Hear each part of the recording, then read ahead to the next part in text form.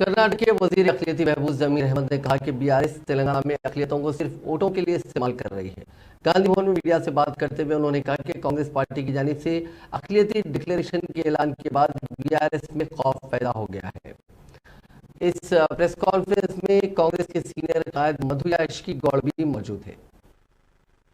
के अंदर उसको हम 12% करता हूं करके 10 साल हो गया, अभी तक उसको रिजर्वेशन 4% का 4% ही है।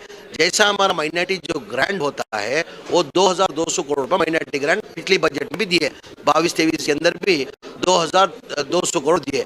उसके बाद एक्शन प्लान निकल के देखो पिछली 10 साल का 900,000 करोड़ भी खर्च नहीं होता है, 900,000 करोड़ भी खर्च होता है। नाम के वास्ते करके 2,000 रुपए बजट दे रहे। हमारी कांग्रेस हुकूमत आएगी तो हम उसको 5,000 करोड़ करने होने का तय किए। उसके साथ में जो है रिजर्व इसका हमारा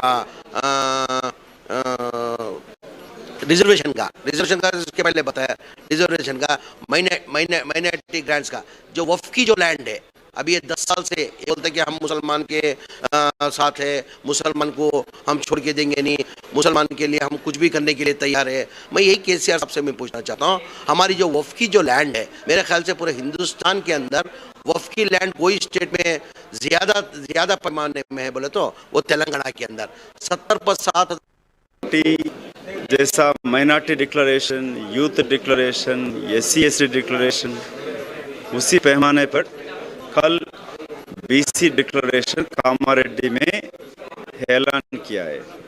आदरणीय कर्नाटक मुख्यमंत्री श्री सिद्धरामैया जी के नेतृत्व में कल BC डिक्लेरेशन ऐलान किया है।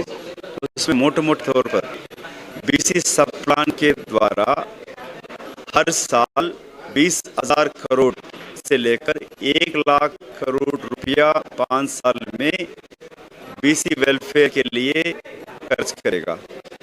मोस्ट बैकवर्ड क्लासेस के लिए जैसा मुन्नूर कापू, गौड एंड सभी बैकवर्ड क्लासेस के लिए एक कॉर्पोरेशन भी लगाएंगे।